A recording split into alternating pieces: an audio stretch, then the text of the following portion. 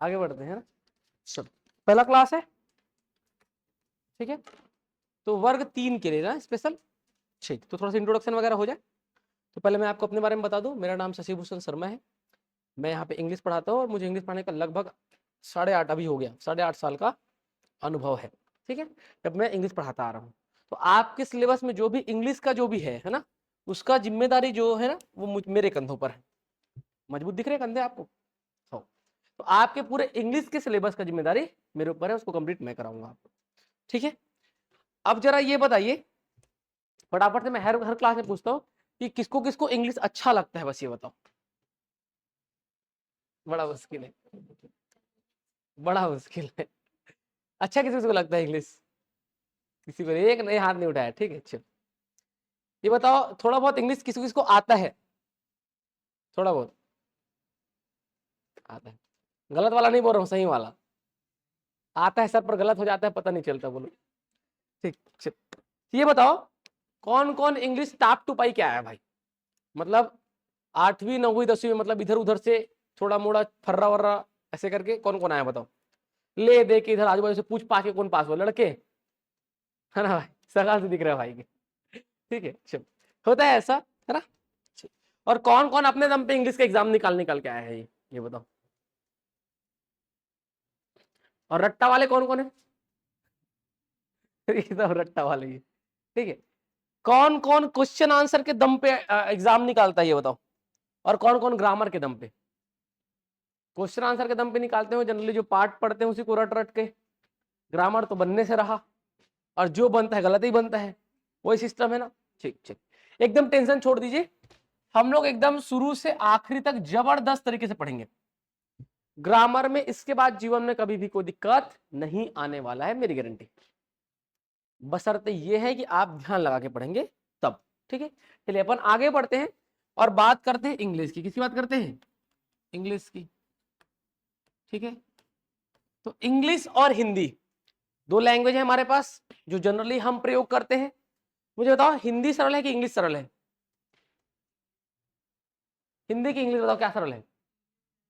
चलो एक को लग रहा है इंग्लिश सरल है, दोनों सरल है? पक्का भाई? पक्का एकदम?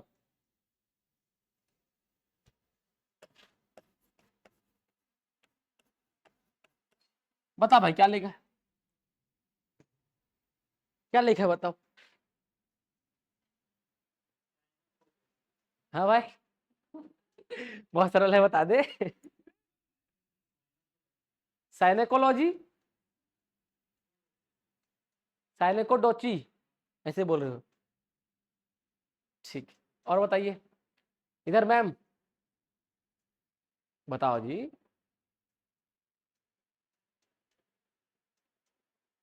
क्या पढ़ेंगे?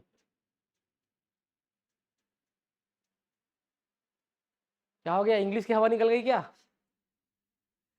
चलो अच्छा, पता है एक चीज, हिंदी और इंग्लिश दोनों में बुरा हाल है आपका। ना तो इंग्लिश ही अच्छा आता है, ना तो हिंदी ही अच्छा आता है। ना तो आप इधर रह जाते हो, ना तो आप इधर बीच में फंस जाते हो। ना तो पूरा पूरा हिंदी ही जान लेते हैं, ना तो पूरा पूरा इंग्लिश ही, बीच में धार में फंसे रहते हैं। समझे? मलिक काफूर वाली स्थिति हो जाती है। अगर समझिए, ये लिखा हुआ है स्नेकडकी, क्या लिखा हुआ है ये? स्नेकडकी, क्या लिखा हुआ है? स्नेकडकी, समझे? क्या पढ़ रहे थे भाई आप?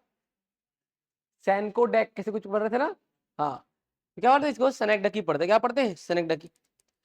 एक चीज आप समझिएगा, मैं इंग्लिश और हिंदी के बीच थोड़ा सा कंपैरिजन करने वाला हूँ। इंग्लिश और हिंदी, इंग्लिश और Hindi,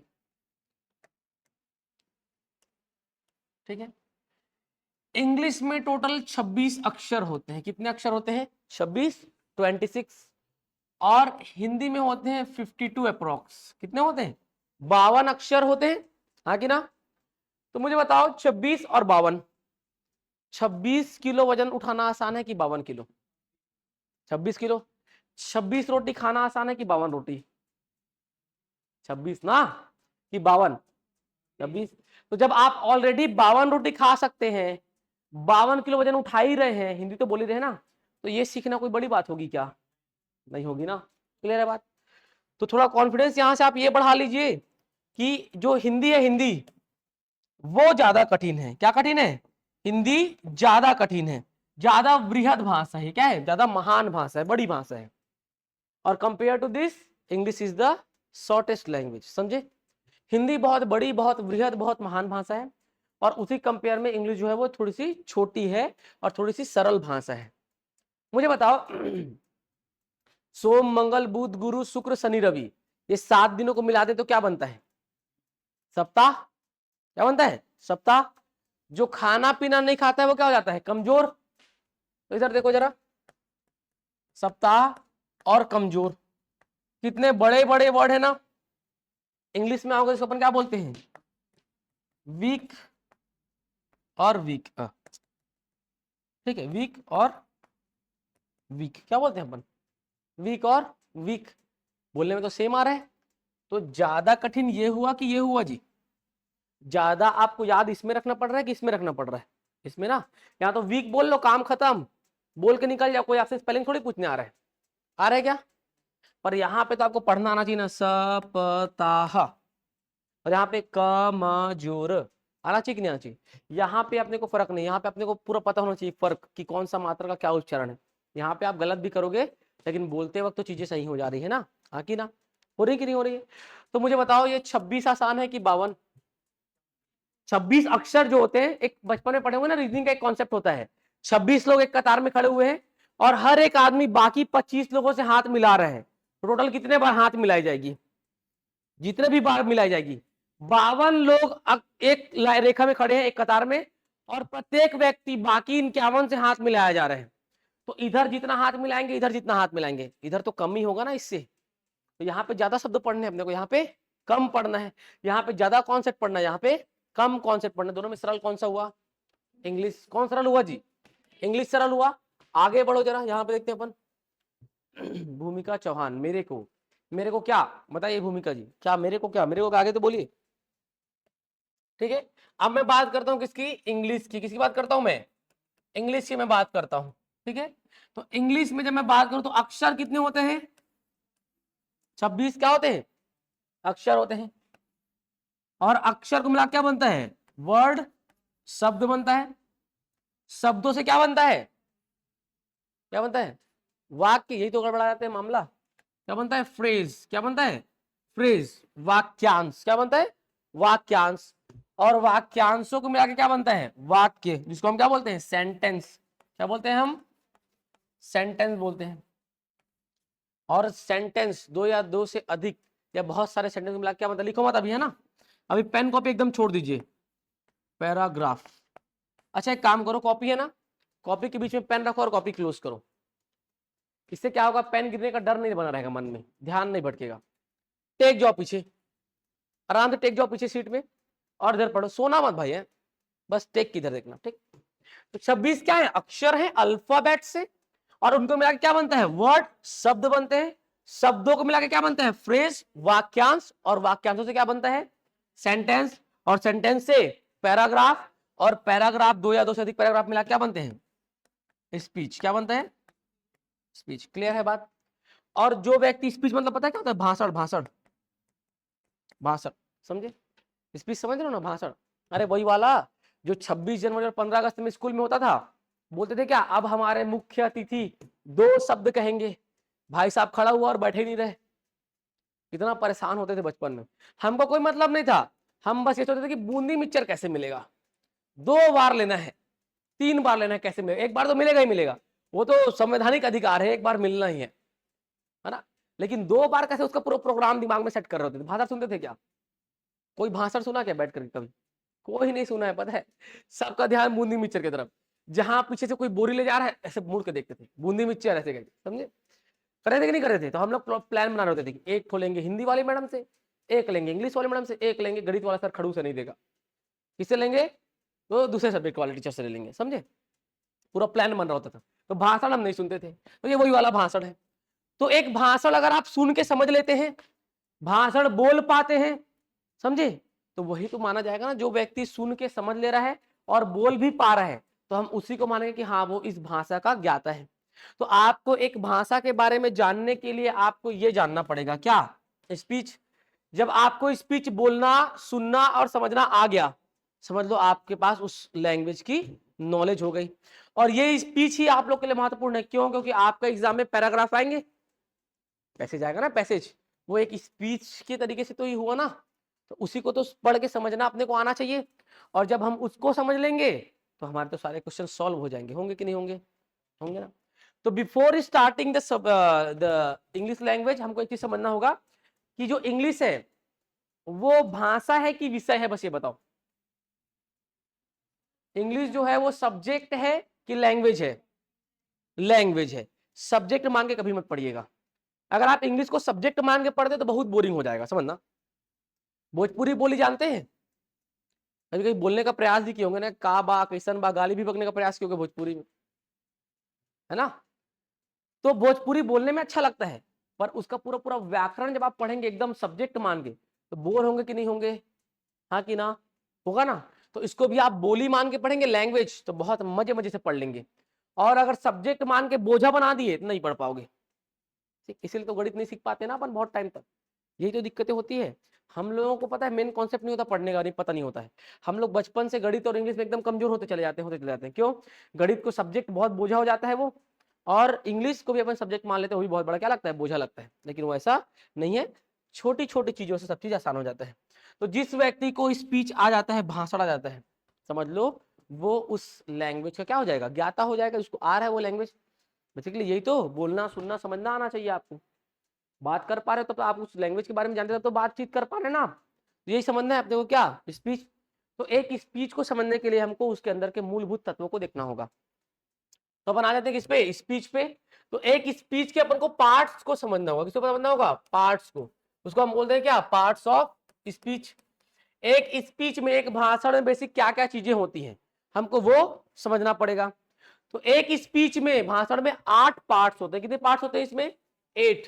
there are 8 parts of speech. एक स्पीच के 8 पार्ट्स होते हैं। जब आप इन 8 पार्ट्स को जान लेंगे, 8 पार्ट्स को, तो आपसे 100% सरल हो जाएगा क्या, स्पीच को समझना। और उसके बाद अपन छोटा मोटा और कॉन्सेप्ट पढ़ लेंगे, टेंस, वॉइस, नरेशन वगैरह, वहां पर और सारी चीजें क्या हो जाएंगी, क्लियर हो जाएंगी। तो एक स्पीच को समझने के लिए हमको उसके पार्ट्स को जानना होगा, जो कि कितने हैं? 8 हैं। There are 8 parts of speech. पहला जो है वो है आपका नाउन। क्या है? नाउन। सेकंड जो है वो क्या है आपका? प्रोनाउन। थर्ड जो है वो है आपका एडजेक्टिव। क्या है? एडजेक्टिव। फोर्थ जो है वो है आपका एडजेक्टिव के बाद वर्ब। क्या है चौथा? वर्ब। ठीक है, it's not verb, it's verb. ठीक है। आइए पांचवा। ठीक है, ये हो जाएगा आपका एडवर्ब। क्या हो जाएगा? एडवर्ब। छठवा प्रीपोजिशन। क्या हो जाएगा? प्रीपोजिशन। सातवां कंजंक्शन। और आठवां हो गया इंटरजेक्शन। क्या हो गया आठवां? इंटरजेक्शन। क्लियर है बात? कोई दिक्कत? ठीक है। तो मुझे बताओ पार्ट्स ऑफ स्पीच में कितने पार्ट होते हैं एक स्पीच में? 8। तो बेसिक इन्हीं 8 एलिमेंट से मिला के कोई स्पीच, कोई भाषण बनता है। पहला क्या है? Second, third, fourth, fifth, sixth और सेवन, और लास्ट इंटरजेक्शन। क्लियर है बात? अब अपन समझते हैं noun, pronoun, adjective, verb, adverb, preposition, conjunction और इंटरजेक्शन को। बस मुझे ये बताओ नाउन क्या होता है, बताओ नाउन क्या होता है। नाउन से आप क्या समझते हैं? हाँ बोलो ना, वही स्कूल वाला बोलो, बोलो रटा रटा है। Noun is the name of, बोलो।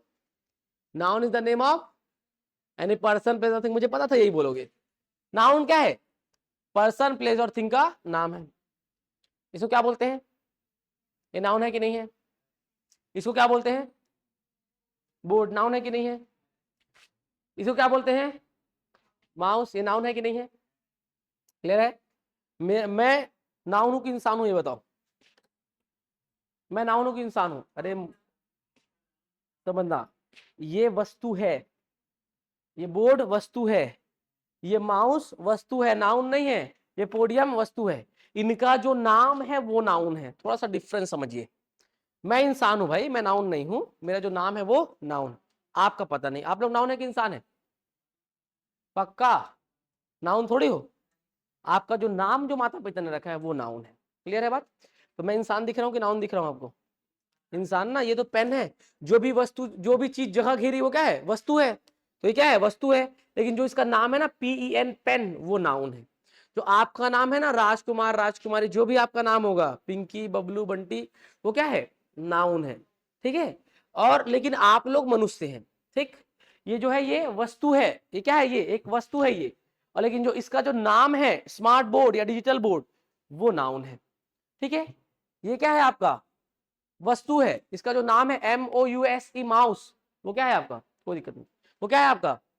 वो नाउन है। क्लियर है? तो नाउन क्या है? नाउन बस क्या है? नाम है। कोई वस्तु नाउन नहीं होता। नाउन क्या होता है? नाम होता है। क्लियर है बात? नाउन कोई वस्तु नहीं होता है, वस्तु का नाम ही नाउन होता है, ध्यान रखना। ठीक है? डेफिनेशन क्या था जो बचपन में आके थे? Noun is the name of any person place और थिंग। कुछ छोटा मोटा सा ऐड कराऊं इसमें? Noun is the name of any person place thing और एन आइडिया। क्या बोला मैंने? और एन आइडिया। जो संज्ञा है वो किसी व्यक्ति वस्तु स्थान का नाम तो है ही है, प्लस किसी विचार का नाम भी संज्ञा होता है। क्या होता है? किसी विचार का नाम भी संज्ञा होता है। तो noun is the name of any person place thing और एन आइडिया। जो आपने जो रट रखा है डेफिनेशन क्या है? Noun is the name of any person place और थिंग।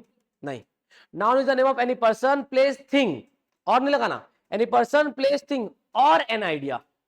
बोलो, noun is the name of any person place thing और एन आइडिया। नाउन क्या है? संज्ञा क्या है? एक व्यक्ति वस्तु स्थान या विचार का नाम। समझे बात को? कोई दिक्कत? अब समझ में आया नाउन क्या होता है? बेसिकली नाउन में अपने को 5 प्रकार पढ़ने होते हैं, बस सुन लीजिए, याद नहीं करना है अपने को कभी। नाउन में हमको पढ़ना होता है 5 प्रकार: proper noun, common noun, collective noun, ठीक है, मटेरियल नाउन और abstract noun. Proper, common, collective, material और एब्स्ट्रैक्ट नाउन। नाउन में अपने को 5 प्रकार पढ़ने होंगे। नाउन क्या समझ में आया? किसी भी चीज का नाम क्या होता है? नाउन होता है। किस किस चीज का? व्यक्ति, वस्तु, स्थान या विचार का नाम नाउन है। अब आते हैं अपन आगे किसमें? प्रोनाउन में। किसमें आते हैं अपन? प्रोनाउन में क्या होता है बताइए? प्रोनाउन, प्रोनाउन क्या होता है बताओ?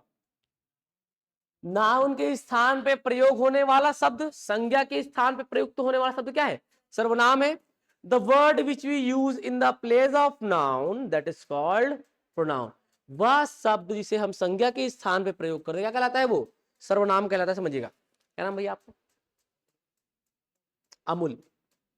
आपका? सरिता। मैं अमूल बोलूं तो आप भाई को मिलेंगे, मैं सरिता बोलूं तो आप इनको समझेंगे, मैं इनकी बात कर रहा हूं। तो मैं अमूल तो बोल रहा हूं तो वो तो आपका नाम है, तो वो तो नाउन हो गया। पर मैं ही बोल सकता हूं ना आपको। आपका नाम सरिता है, मैं बोला तो वो नाउन हो गया, पर मैं आपको शी बोल सकता हूं ना। तो नाउन के स्थान पे प्रयोग हो रहा है ना शब्द ही शी। इसका नाम क्या है? पेन है, पेन। मैं इसको इट बोल सकता हूं ना। समझे कि नहीं समझे? तो ही शी और इट, ये सारे क्या है? आपके प्रोनाउन है। मतलब जब मैं अमूल बोल रहा हूं तो वो नाउन है, उसके बदले मैं एक शब्द बोल दे रहा हूं ही, प्रोनाउन है। मैं सरिता बोल रहा हूँ वो नाउन है, मैं उसके बदले एक शब्द बोल दे रहा हूँ क्या? शी, वो क्या है? प्रोनाउन है। मैं पेन बोल रहा हूँ, पेन, वो नाउन है, पर मैं उसके बदले में क्या बोल रहा हूँ? एक शब्द इट, वो क्या हो जाएगा? प्रोनाउन। समझे बात को? तो प्रोनाउन क्या होता है? The word which we use in the place of noun that is called pronoun. वह शब्द जिसे हम संज्ञा के स्थान पर प्रयोग करते क्या कहलाता है? वो सर्वनाम कहलाता है। समझ में? अब जरा थर्ड देखो, थर्ड एडजेक्टिव। क्या होता है एडजेक्टिव? कुछ नहीं, हम नाउन और प्रोनाउन समझ गए ना। बताओ तो किसी व्यक्ति, वस्तु, स्थान या विचार का नाम नाउन क्या होता है? वो नाउन होता है। नाउन के स्थान में प्रयोग होने वाला शब्द, the word which we use in the place of noun that is pronoun, क्या कहलाता है? वो pronoun. Wait a minute, sorry for the disturbance, हो जाता है कभी कभी। ठीक, चलिए हम लोग कहाँ पे पढ़ रहे थे? एडजेक्टिव में थे ना? कहाँ पे थे अपन? एडजेक्टिव में थे। ठीक, अब जरा समझिएगा एडजेक्टिव। एडजेक्टिव क्या होता है? अपन नाउन समझ लिए और प्रोनाउन समझ लिए ना। क्या समझ लिए अपन? नाउन और प्रोनाउन समझ लिए। तो नाउन और प्रोनाउन की विशेषता बताने वाला जो शब्द होता है, the word which tells more about the noun और pronoun that is called adjective. वह शब्द जो संज्ञा या सर्वनाम की विशेषता बताता है। क्या बताता है? विशेषता बताता है। क्या कहलाता है? वो एडजेक्टिव विशेषण कहलाता है। क्या कहलाता है? विशेषण कहलाता है। The word which tells more about the noun and pronoun that is called adjective. अब समझिएगा, वह शब्द जो संज्ञा या सर्वनाम की विशेषता बताए क्या कहलाता है? एडजेक्टिव कहलाता है। नहीं समझे? कोई दिक्कत नहीं है। वह शब्द जो संज्ञा या सर्वनाम के बारे में अधिक जानकारी देता है क्या कहलाता है? एडजेक्टिव कहलाता है। नहीं समझे? कोई दिक्कत नहीं है। अब जरा समझ में आ जाएगा, देखना।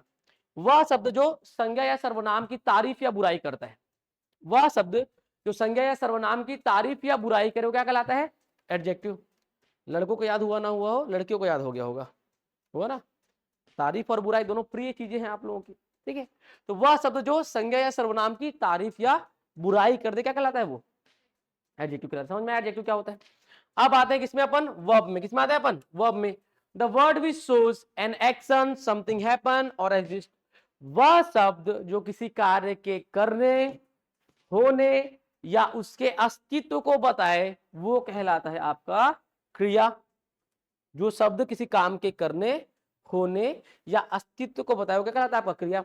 एकदम आसान शब्दों में समझाऊं, जिस शब्द को सुनकर ऐसा लगे कि जब हम उसको करने जाएंगे तो या तो हमको मेहनत लगेगा या तो पसीना निकलेगा।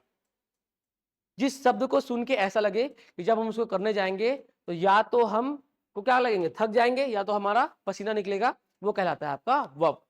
एग्जाम्पल, मैंने बोला जंप, मैंने क्या बोला? जंप। मैंने बोला रन।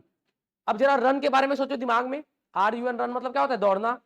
अब सोचो जब आप दौड़ोगे तो क्या होगा? थकोगे, पसीना निकलेगा, ऑब्वियस सी बात है ना। तो वो क्या होगा? आपका वर्ब। तो जिस शब्द को सुन के ऐसा लगे कि जब हम उसको करने जाएंगे तो या तो मेहनत लगेगा या तो पसीना निकलेगा, वो क्या कहलाएगा? आपका वर्ब कहलाएगा, क्रिया। समझे बात को? वर्ब को। अब आते हैं अपन किसमें? एडवर्ब में। किसमें आते हैं अपन? एडवर्ब में। क्या होता है एडवर्ब? जरा समझते हैं। वह शब्द जो क्या करता है? मॉडिफाई करता है, विशेषता बताता है। किसका? वर्ब का। ये आप जानते हैं बचपन से। वर्ब मतलब होता है क्रिया विशेषण। वह शब्द जो क्रिया की विशेषता होता है क्या कहलाता है? वो एडवर्ब। पर यहाँ पे आपको थोड़ा सा कुछ एक्स्ट्रा जानना होगा। वह शब्द जो किसी क्रिया की विशेषता को बताए, किसकी? किसी क्रिया की विशेषता को बताए। किसी, देखो ये जो एडवर्ब है ना, वो किसी क्रिया की विशेषता को बता सकता है, इसकी किसी एडजेक्टिव की विशेषता को बता सकता है, और खुद अपने ही जैसे किसी एक और एडवर्ब की विशेषता को बता सकता है, या पूरे पूरे वाक्य की विशेषता को बता सकता है। वो क्या कहलाता है? एडवर्ब। ठीक है। The word which modify verb, an adjective, another adverb, even a whole sentence, वह शब्द जो किसी क्रिया की विशेषता को बताए, किसी विशेषण की भी विशेषता को बता सकता है, किसी अपने ही प्रकार के एक और क्रिया विशेषण की विशेषता बता सकता है, या पूरे पूरे वाक्य की विशेषता को बता सकता है। वो क्या कहलाता है? आपका एडवर्ब। क्या कहलाता है? वो एडवर्ब कहलाता है। बताऊंगा, हाँ जी बताऊंगा, जब आगे पढ़ाता जाऊंगा ना। अभी बस आप इतना समझ के रखिए, मैं आगे सब चीज बताता जाऊंगा, है ना, कैसे बताएगा विशेषता। ठीक है। तो एडजेक्टिव, वर्ब और दूसरे एडवर्ब अपने ही जैसे किसी और एडवर्ब या पूरे पूरे वाक्य की विशेषता बताने वाला क्या कहलाता है? एडवर्ब कहलाता है। पर हमको स्कूल में क्या पढ़ाया गया कि क्रिया की विशेषता बताने वाला शब्द क्रिया विशेषण एडवर्ब। तो ये केवल क्रिया की विशेषता नहीं बताता है, क्रिया विशेषण की भी, और एक और किसी अपनी तरह क्रिया विशेषण की या पूरे पूरे वाक्य की विशेषता को बता सकता है। आप साधारण तौर पर ऐसे याद रखिए कि किसी काम के करने के ढंग को बताने वाला शब्द क्या कहलाता है? क्रिया विशेषण। काम मतलब क्रिया, किसी क्रिया की विशेषता, किसी काम के करने के ढंग को बताने वाला शब्द क्या कहलाता है? आपका क्रिया विशेषण कहलाता है। क्लियर है? अब आते हैं अपन किसमें? प्रीपोजिशन में। किसमें आते हैं अपन? प्रीपोजिशन में। क्या होता है प्रीपोजिशन? ठीक है। The word which indicate time, direction, location और स्पेशल रिलेशन, वह शब्द जो किसी वस्तु की दिशा, समय, स्थिति या किसी दूसरे वस्तु से विशेष संबंध को बताए वो कहलाता है प्रीपोजिशन। क्या कहलाता है? वो प्रीपोजिशन कहलाता है।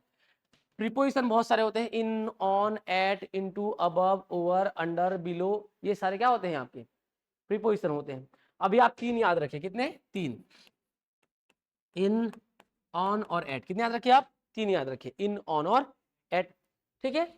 The word which tales direction, time, location और स्पेशल रिलेशन, वह शब्द जो किसी वस्तु की दिशा, किसी वस्तु की स्थिति, किसी काम के, किसी वस्तु के समय को बताए या किसी दूसरे वस्तु से उसके विशेष संबंध को बताए, क्या कहलाता है? वो प्रीपोजिशन। समझना, ये फोन है, अब मैं इस फोन को इस पे रख रहा हूं, किस पे?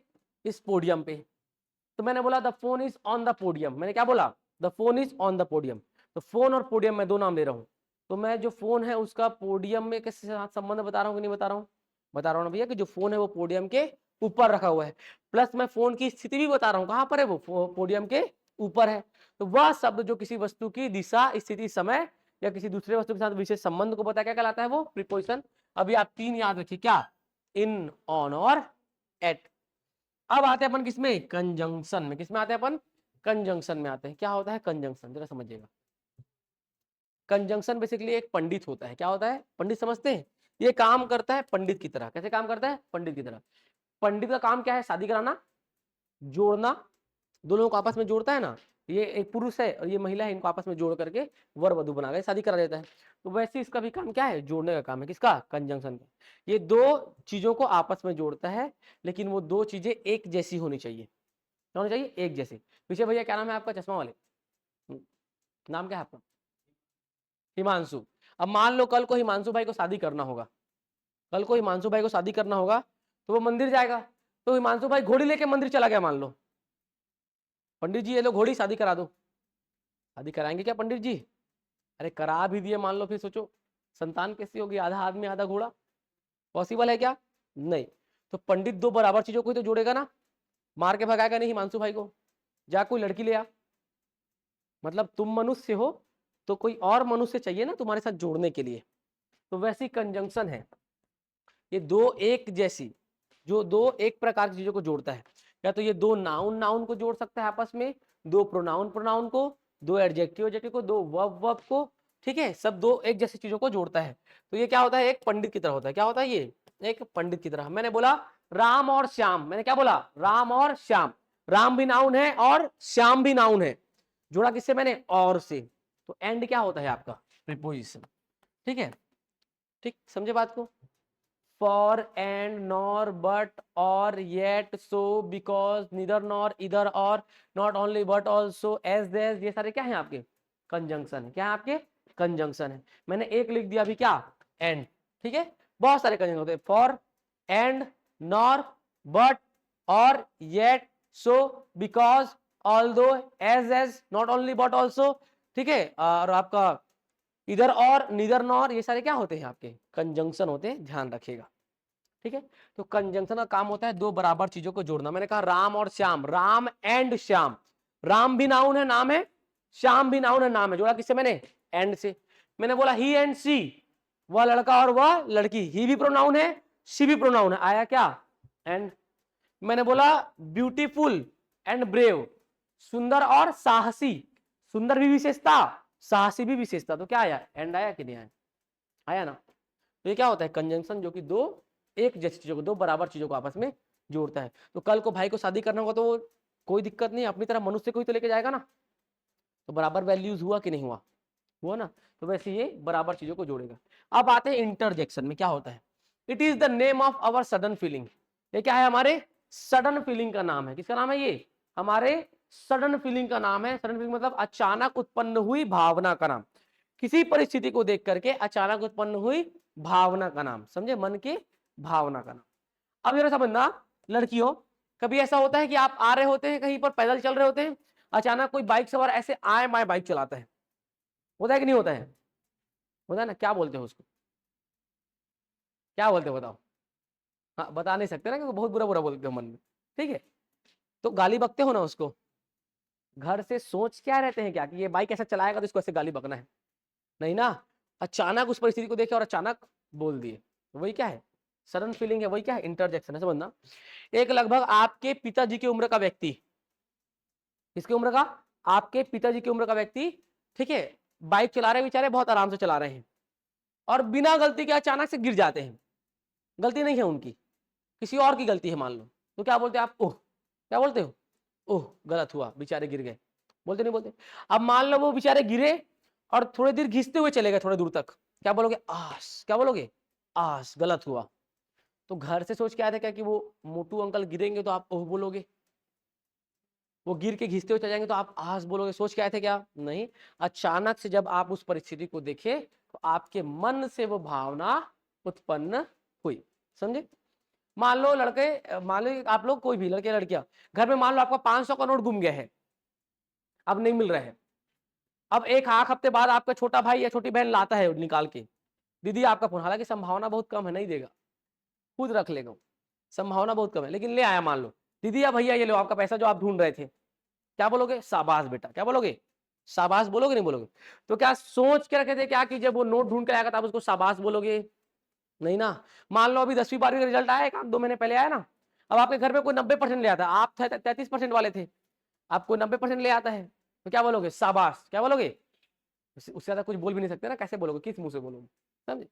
मतलब क्या बोला? शाबाश। तो क्या आप सोच के रखे थे क्या कि वो अच्छा परसेंट लाएगा तो हमको उसको शाबाश बोलना है? नहीं ना।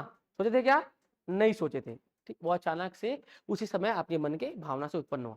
लड़कियों पैदल मार्केट में घूमती है, कहीं पर जाते हैं, अचानक कोई लड़की दिख जाए बढ़िया सच समझ के जाते हुए, क्या देखते हो? ड्रेस, वाओ बोलते हो। क्या बोलते हो? वाओ बोलते हो कि नहीं बोलते हो? रास्ते में चलते हो, दुकान के बाहर मैनिक्विन में लगा हुआ कोई ड्रेस, क्या बोलते हो? वाओ बोलते हो कि नहीं बोलते हो? तो क्या घर से सोच के आए थे क्या कि वो लड़की दिखेगी तो वाओ बोलना है? अचानक देखे, मन को अच्छा लगा, मुंह से क्या निकला? वाओ। तो अचानक उत्पन्न हुई ना वो भावना, हुई कि नहीं हुई? हुई ना। लड़कियां जनरली ना एक दूसरे की तारीफ नहीं करती हैं, समझना, लड़कियों लड़कों में ऐसा नहीं, लड़के किसी का कपड़ा वपड़ा नहीं देखते, एक दूसरे की तारीफ करते हैं, भाई अच्छा लग रहा है, बाल कटवाया स्मार्ट दिख रहा है। लड़कियां आपस में बहुत बैर रखती हैं, वो कभी सामने वाले तारीफ करती नहीं है, उसे कपड़े कर देंगी, हाँ कपड़ा अच्छा है, तू अच्छी दिख रही है, ये नहीं कपड़ा अच्छा दिख रहा है, समझी। इनफैक्ट जब लड़कियां मूवीज देखती है ना, पता है मेरे घर में भी है, वो हीरोइन का बाल और कपड़ा देख रही होती है, भाई हम हीरोइन को देख रहे होते हैं, वो बाल और कपड़ा देख रही होती है, समझे, गलत अर्थ मत निकालना, मतलब एक्टिंग देख रहे होते हैं उसका, एक्टिंग गलत मत समझना, ठीक है, हम हीरोइन का एक्टिंग देख रहे होते हैं, हीरो का, पर वो लोग कपड़ा देख रहे होते हैं। तो किसी भी परिस्थिति को देख करके अचानक जो भावना उत्पन्न होती है, जैसे आपने अचानक कोई खूबसूरत चीज दिख कर क्या बोलते हैं? वाव, तो भी तो अचानक उत्पन्न हुआ ना, तो वो सारे वर्ड्स क्या होते हैं? इंटरजेक्शन। शाबाश को हम इंग्लिश में बोलते हैं ब्रावो। क्या बोलते हैं? ब्रावो। ओह, आस, ब्रावो, वाव, ये जो सारे वर्ड हैं ये क्या है आपके? इंटरजेक्शन। क्या है आपके? ओह, आस, ब्रावो, वाव, ये सारे क्या है आपके? इंटरजेक्शन है। समझे बात को? किसी परिस्थिति को देख करके अचानक उत्पन्न हुई भावना का नाम इंटरजेक्शन। अब समझ में आया आपको ये आठों के आठों चीज क्या होते हैं? अब जरा इनको अपन स्पीच में यूज करके देखें कैसे स्पीच में यूज होते हैं। मैंने तो बताया पार्ट्स ऑफ स्पीच है, स्पीच में कैसे यूज होते हैं देखें, चलो देखते हैं। नाउन, अब मैं एक स्पीच देने जा रहा हूं, एक भाषण देने जा रहा हूं, किसके ऊपर? मोहनदास करमचंद गांधी, मतलब महात्मा गांधी जी के ऊपर। किसके ऊपर? महात्मा गांधी जी के ऊपर एक भाषण में देता हूं, ठीक है। Mahatma Gandhi, Gandhi ji whose full name was Mohandas Karamchand Gandhi, जिनका पूरा नाम मोहनदास करमचंद गांधी था। क्या था उनका पूरा नाम? मोहनदास करमचंद गांधी। तो मोहनदास करमचंद गांधी क्या है? उनका नाम है। तो whose full name was क्या? मोहनदास करमचंद गांधी। उनका पूरा नाम मोहनदास करमचंद गांधी था। नाउन आ गया।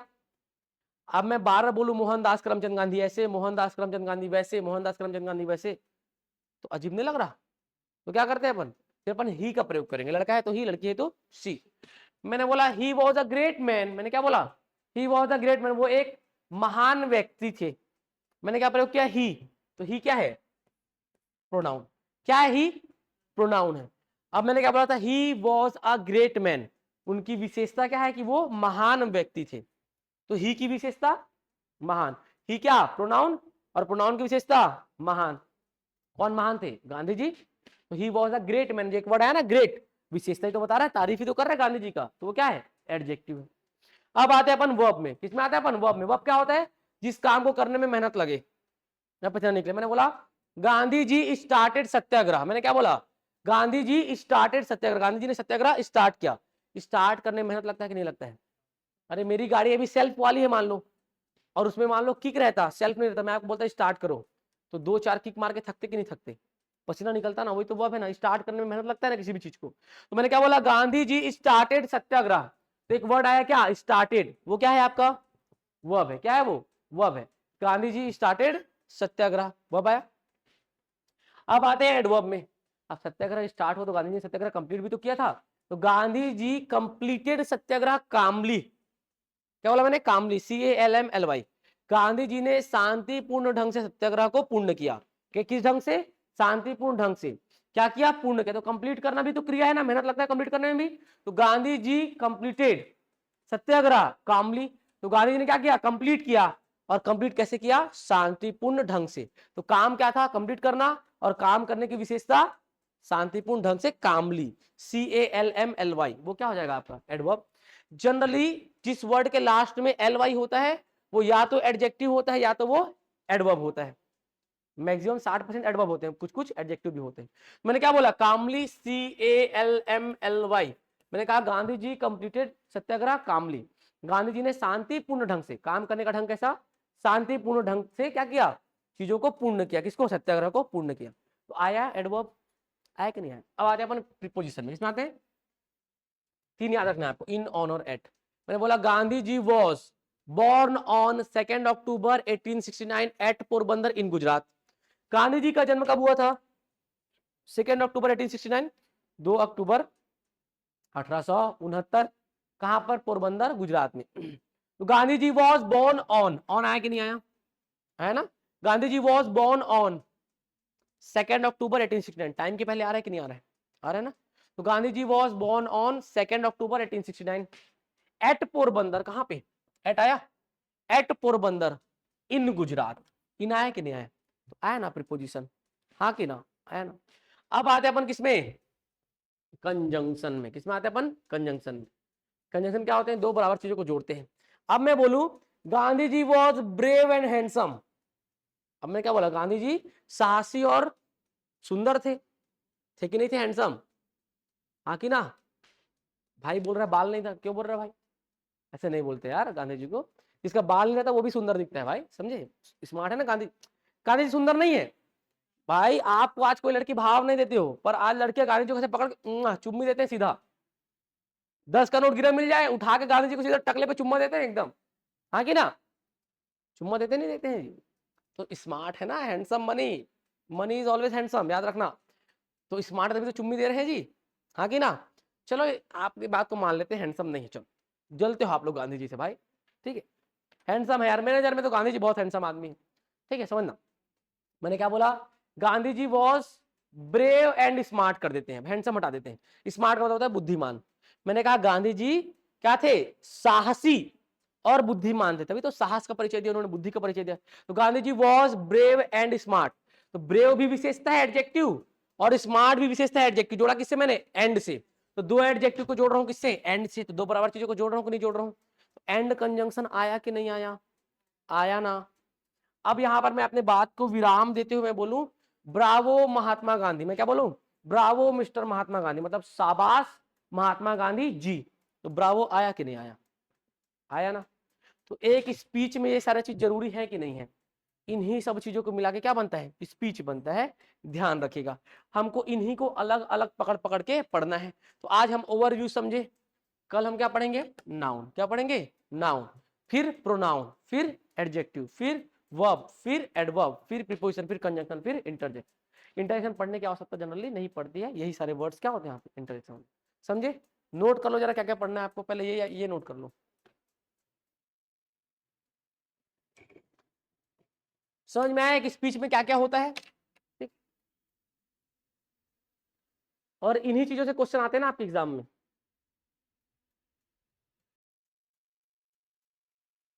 हो गया, स्पीच पढ़ना है, और स्पीच में अपने को 8 पार्ट्स पढ़ने, कितने पार्ट्स पढ़ने हैं, 8 पार्ट्स।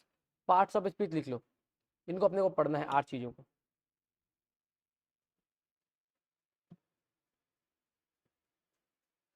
क्या कर रहे हो भैया,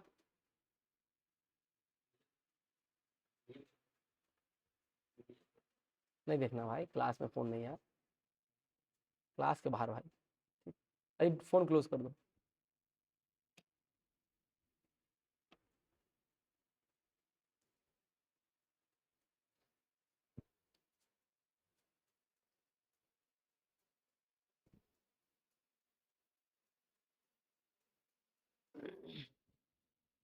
समझ में आया आपको पार्ट्स ऑफ स्पीच क्या होता है, ठीक है, हमको इन सबको पढ़ना है ना अलग अलग।